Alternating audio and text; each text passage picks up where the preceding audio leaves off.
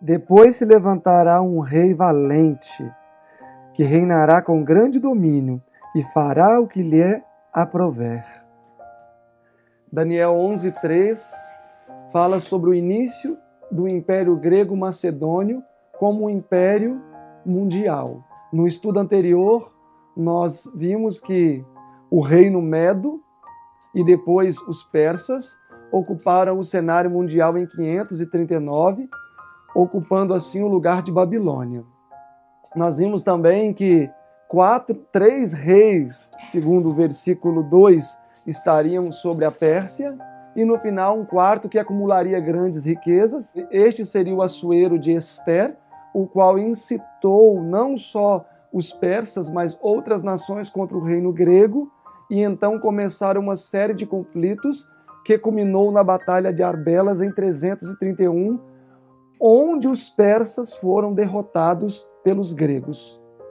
Os gregos, nesta oportunidade, liderados por Alexandre o Grande. Hoje nós vamos estudar o surgimento e desenvolvimento do Império Grego-Macedônico. O meu nome é Silverino Kiel, sou fundador do IAG.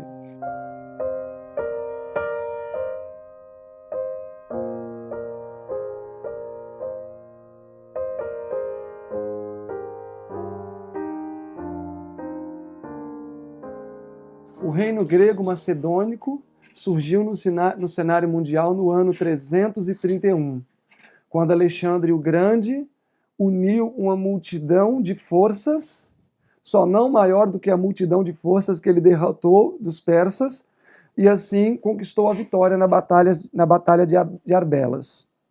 O versículo 3 de Daniel 11 diz: "E se levantará um rei valente, que reinará com grande domínio e fará o que lhe aprouver." Este rei valente é o mesmo grande chifre que está na cabeça do bode em Daniel 8:8. Um bode que tinha um chifre grande. E o versículo 21 diz: "Mas o bode peludo é o rei da Grécia, e o grande chifre que tinha entre os olhos é o primeiro rei, Alexandre o Grande." Claro que o pai de Alexandre já reinava, Filipe, mas o império ainda não era um império mundial. Então, como império mundial, o primeiro rei foi Alexandre o Grande. Então, capítulo 11, verso 3, justamente fala sobre Alexandre o Grande. Verso 4, "Mas estando ele em pé, o seu reino foi quebrado e repartido para os quatro ventos do céu." Interessante que é a mesma linguagem também de Daniel 8, ó. Daniel 8:8. "E o bode se engrandeceu sobremaneira, mas estando na sua maior força, aquele grande chifre foi quebrado." Utiliza-se o mesmo vocábulo. Aquele grande chifre foi quebrado, e no seu lugar subiram outros quatro, também notáveis para os quatro ventos do céu. Então, está em perfeita harmonia, mesma construção linguística de Daniel 11, verso 3 e 4, com Daniel 8, versículo 8. Estamos falando do mesmo poder. Versículo 4, "Mas estando ele em pé, o seu reino foi quebrado e será repartido para os quatro ventos do céu, mas não para a sua posteridade, nem tampouco para o seu domínio, com que reinou, porque seu reino será arrancado e passará a outros que não eles." Então nós estamos falando aqui no versículo 4 agora, da morte de Alexandre. Alexandre começou a reinar no ano 336 e ele reinou até o ano 324. Ele começou a reinar somente com 20 anos e aos 32 anos, 12 anos depois, ele morreu. Alexandre fez um empreendimento militar, que ele saiu com o seu exército e girou todo o mundo conhecido. E quando ele chegou no grande oceano, ele viu que não tinha mais terra a ser conquistada e ele acreditava que aquele ali era o fim do mundo na época. Ele não sabia que existia terras e talvez até pessoas do outro lado, imagino. E dizem então que ele se lançou à areia da praia e chorou muito porque agora não tinha mais terras para ele conquistar. Mas em função de uma vida dissoluta, dada a orgias, aos prazeres da carne, ele teve uma morte muito precoce. E o texto diz que o seu reino foi dividido para os quatro ventos. Lá em Daniel 8, diz que foram 4 chifres que surgiram em lugar do grande chifre insígnia. Então, isso indica que daquele reino surgiriam 4 reis. Isso está em harmonia também com Daniel 7, quando se faz menção ao leopardo, que representa a Grécia, que possuía 4 cabeças. Então, as 4 cabeças do leopardo, os 4 chifres do bode de Daniel 8:8 e os 4 ventos de Daniel 11:4 representam a mesma coisa. Os 4 generais de Alexandre, Cassandro, Lisímaco, Ptolomeu, Seleuco. Após a morte de Alexandre, no decurso de 15 anos, estes homens haviam exterminado todos os descendentes de Alexandre, de maneira que, de fato, o reino de Alexandre não foi dado a nenhum descendente seu.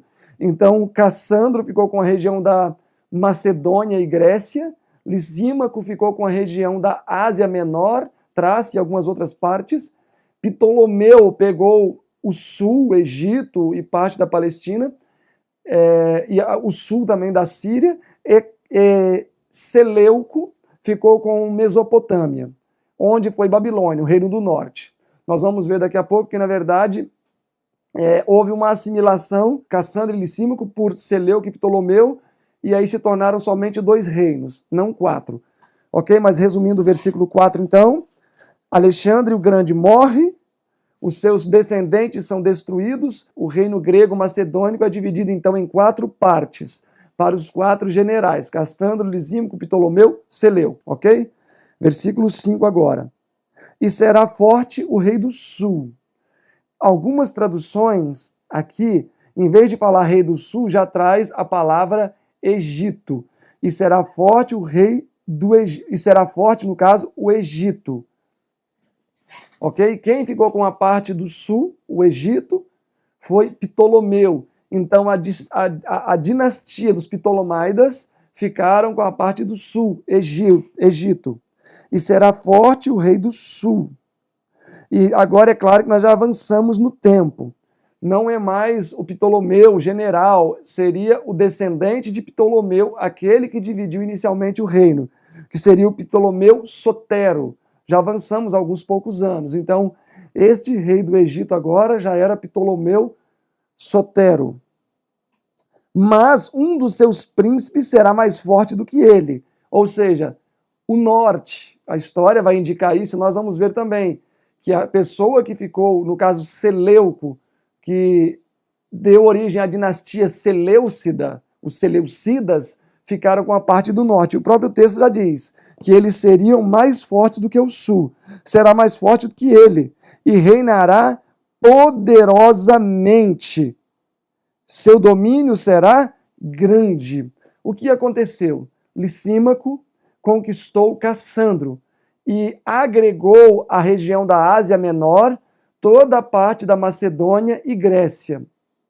E não passou-se muito tempo para que o império de Lisímaco fosse conquistado e dividido pelos Seleucidas e os Ptolomaidas. É claro que não existia uma aliança entre os Seleucidas e os Ptolomaidas. Cada um foi absorvendo o que podia e anexando, então, as outras 2 partes ao sul e ao norte. Verso 5, então, e será forte o rei do sul, mas um dos seus príncipes será mais forte que ele. E reinará poderosamente, e será grande o seu domínio. Ok, resumindo o versículo 5, então, o versículo 4, 4 reinos. Vamos para o versículo 5, os 4 reinos se tornaram 2, os Ptolomaidas e os Seleucidas. Agora, a parte de Cassandro e Lisímaco havia sido absorvida, então não existiam mais 4 partes. Agora existia somente o grande rei do norte e o grande rei do sul. E estes 2 agora entram em conflito, um tentando conquistar a jurisdição do outro. Mas o versículo 5 indica que o rei do norte seria mais poderoso que o rei do sul. Isto oscilou um pouco no transcurso da história, mas de fato, lá no finalzinho, nós vamos perceber que o reino do norte teve hegemonia quanto ao rei do sul. Versículo 6, mas ao fim de alguns anos eles se aliarão. Então, haveria uma aliança entre o norte e o sul, entre a dinastia dos Seleucidas e a dinastia dos Ptolomaidas. E a filha do rei do sul, mas agora o rei do sul já não é mais Ptolomeu Sotero, agora é Ptolomeu Filadelfo II. Avançamos um pouco na história. O texto diz que o norte e o sul fariam uma aliança. E a filha do rei do sul, Berenice, virá ao rei do norte para fazer um tratado. Então, aqui era Antíoco II, o rei do norte, o Seleucida, fez uma aliança então com o sul. Ptolomeu Filadelfo, para selar esta aliança, deu a sua filha Berenice para se casar com Antíoco II. Vale lembrar que na época era muito comum alianças serem seladas com casamento. Antíoco II já era casado com uma mulher chamada Leondice e tinha até um filho também, Antíoco Calígula, que era filho de Leondice com Antíoco II.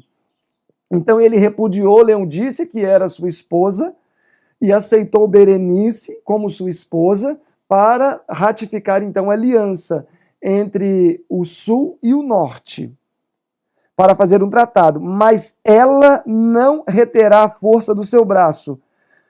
Ela quem? Berenice. Por que ela não vai reter a força do seu braço? Porque Antíoco, fraco moralmente como era, acabou repudiando Berenice e trazendo de volta para o palácio Leondice, com seu filho. E Leondice, quando chegou novamente ao palácio, temeu muito a inconstância do rei. E o texto diz, e ela não reterá a força do seu braço, Berenice, nem ele persistirá, nem o seu braço.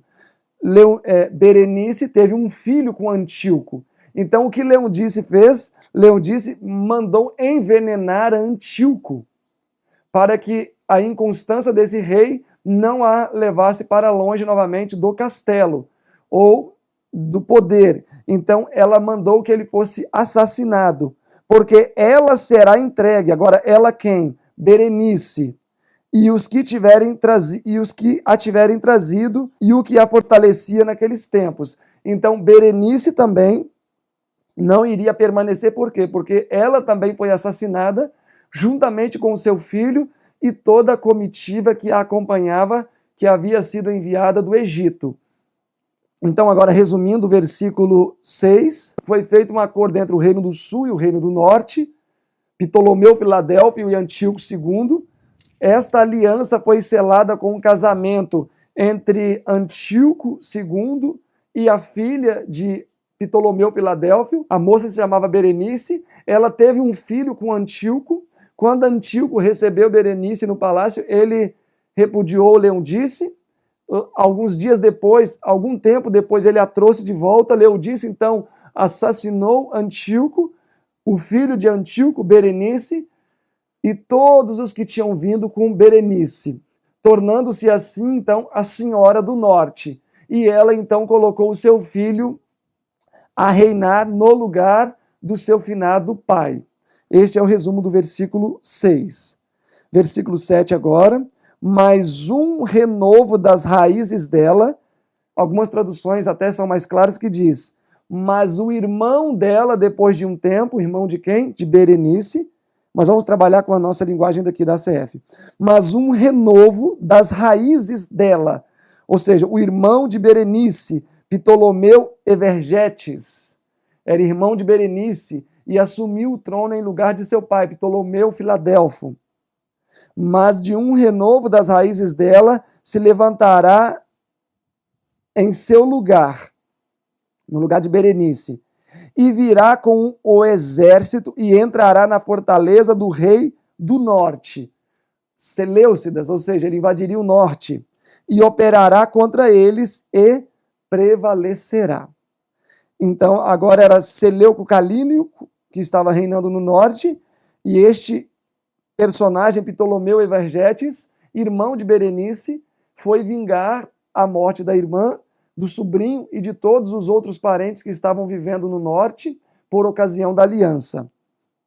E ele invadiu então o reino do norte e fez grande destruição. Verso 8. Também os seus deuses, com as suas imagens de fundição, com os seus objetos preciosos de prata, ouro, levará cativos para o Egito, ou para o sul, e por alguns anos ele persistirá contra o rei do norte.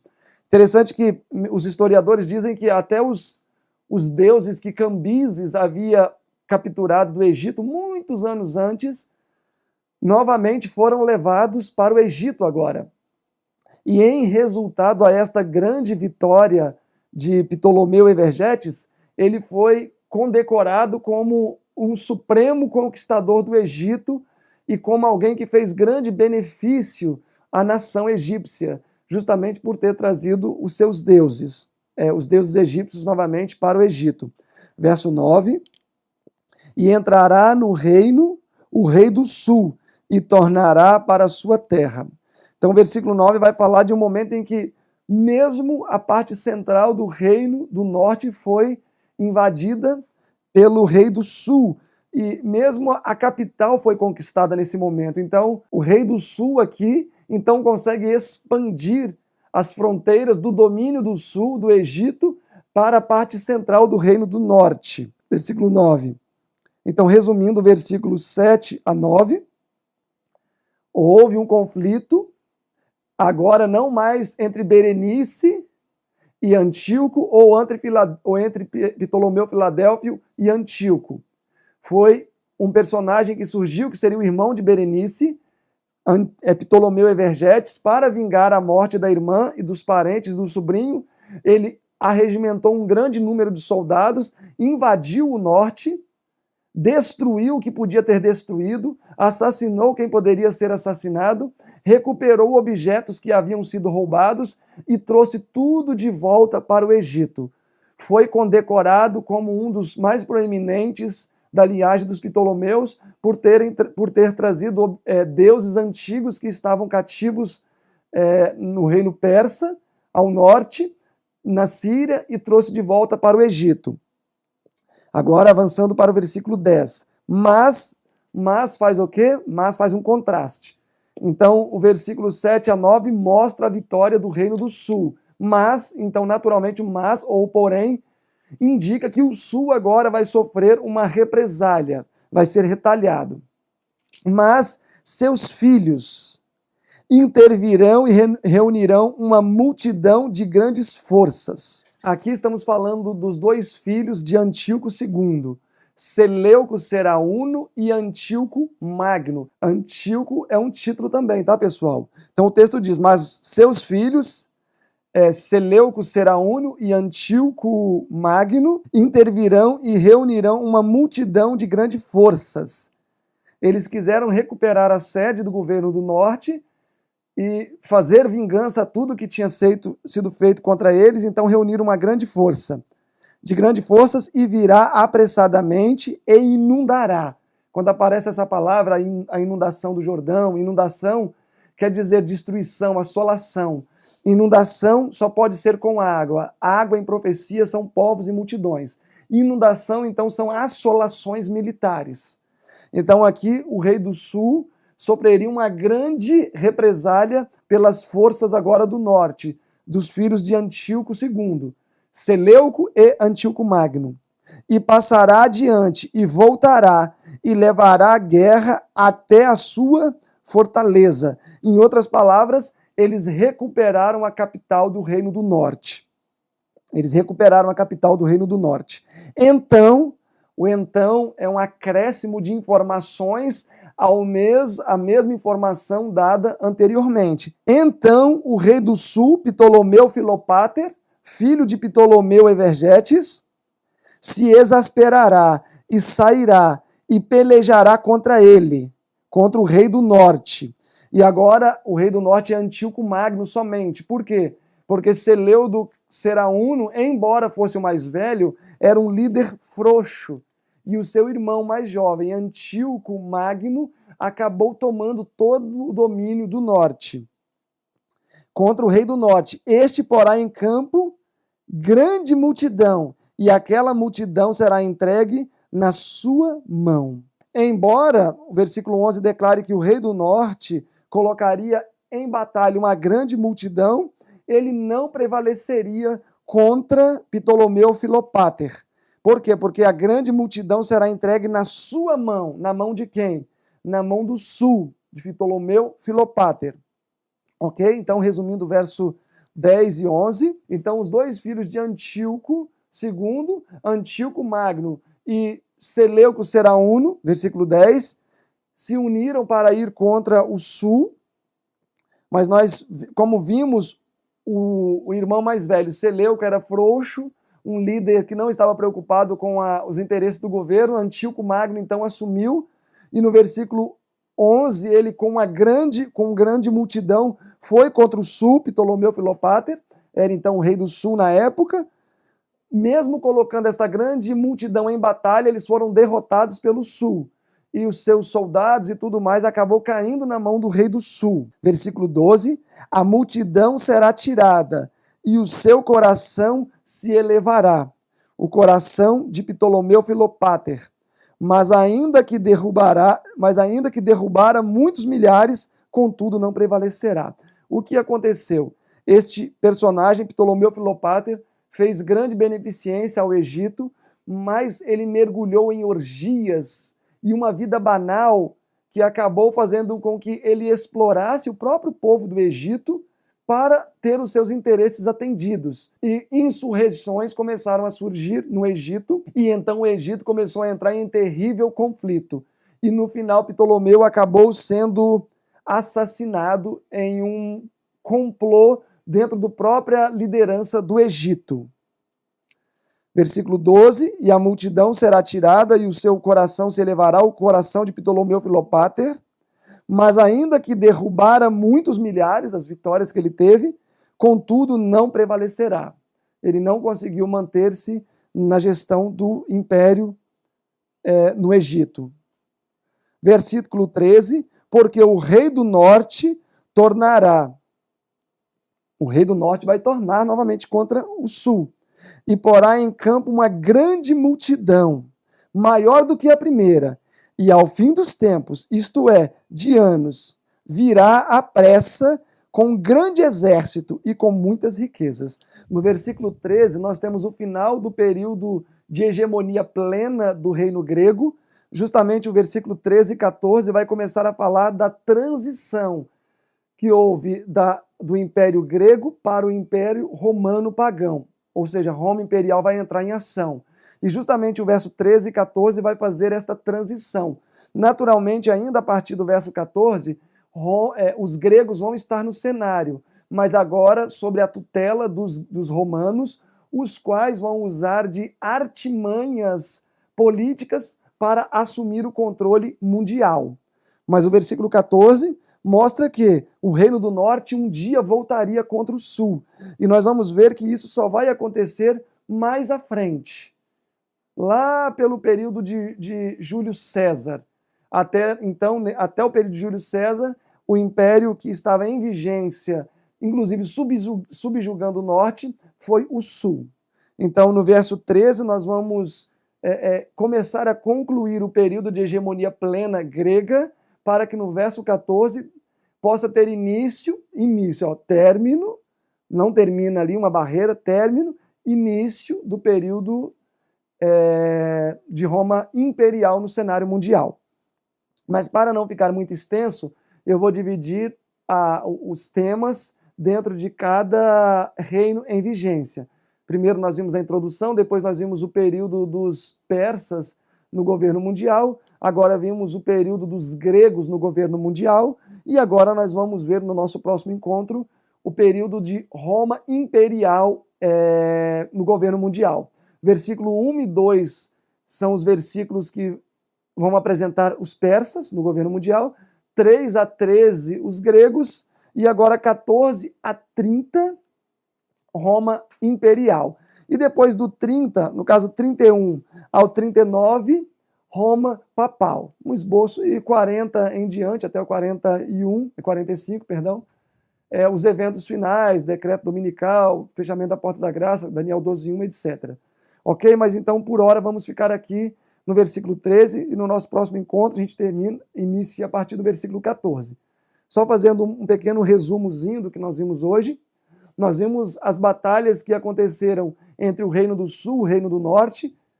Vimos que Alexandre foi derrotado por suas próprias escolhas dissolutas, e em seu lugar surgiram 4 partes no império, 4 chifres, Ptolomeu, Seleuco, Cassandro e Licímaco. Desses 4, 2 foram absorvidos, Licímaco e Cassandro, restando somente 2, Ptolomeu e Seleuco. Os Ptolomáidas e os Seleucidas, então, começaram um grande conflito. Por isso que Daniel 10, verso 1 diz que a palavra envolvia um grande conflito. Porque sempre vamos ver que o Daniel 11 apresenta um conflito entre o rei do sul e o rei do norte. E aí então começa um conflito entre o norte e o sul. Ora o norte está em vigência, ora o sul está em vigência. Mas agora, no final do período grego como líder mundial, nós vemos que o sul estava prevalecendo e o norte estava em decadência. Esse quadro vai mudar no nosso próximo encontro. Agradecemos pelo carinho. Se vocês puderem compartilhar esse vídeo, também não deixem de continuar estudando o assunto. O livro do Urias Smith, Mav Maxwell e outros mais são importantes, Araceli de Mello, para entender esse capítulo, Daniel 11, para que a compreensão possa ser mais ampla. No mais, agradecemos pelo carinho e até o próximo encontro.